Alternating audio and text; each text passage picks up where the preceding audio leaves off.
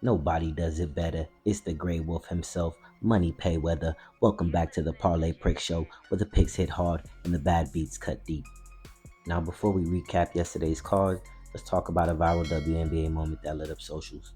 Check out Breonna Stewart and Caitlin Clark's sideline moment when Clark buried the logo 3 and Stewart couldn't help but laugh and raise her hands in respect. Perfect sportsmanship. Stewie later praised it, calling it a tough shot, one where you just raise your hands. Snapshot of real respect on the court. Let me know if that's one of your top 5 viral moments of the year, and if you've been betting WNBA yourself. Let me know in the comments below. All right, now here's how yesterday shook out. Blue Jays flew high, locked in that win. Pirates took home the gold. The Rays got absolutely torched by the A's. One of those rare W's for the Bay Boys. But hey, that's baseball. 2 out of 3, money. Straight bets, a solid day. We walk away with that gravy. We're just one day away from that parlay and getting everything right. So stay locked in. And if you're tired of losing, head on over to wap.com/Donovula bets. Subscribe today. Man, start winning in MLB. My man Victor Stacks Ross has a great system, and we love working with him. He's a sponsor of the show. And just lock in for the summer, guys. Let's try to cake up before the MLB season ends and the NFL season begins. And since we're talking about MLB, before we wrap it up, let's talk about one of the dirtiest plays off the field in recent baseball history.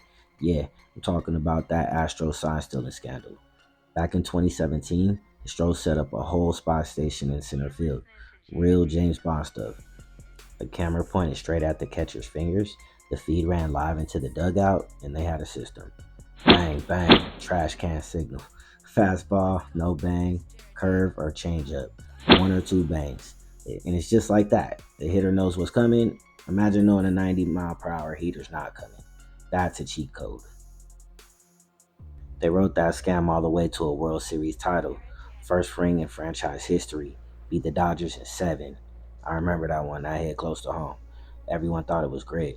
Turns out it was garbage cans and stolen signs. MLB came down hard. $5 million fine. Draft picks gone. GM and manager suspended. Fired. But you know what's crazy? The title still stands. Players got immunity. No suspensions. No bans. Meanwhile, pitchers like Mike Bolsinger said it ruined careers. People were heated. Mike Trout, Aaron Judge, even Brian Cashman said they cheated us out the series.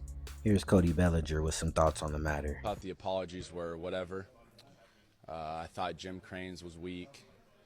I thought Manfred's punishment was weak, giving him immunity.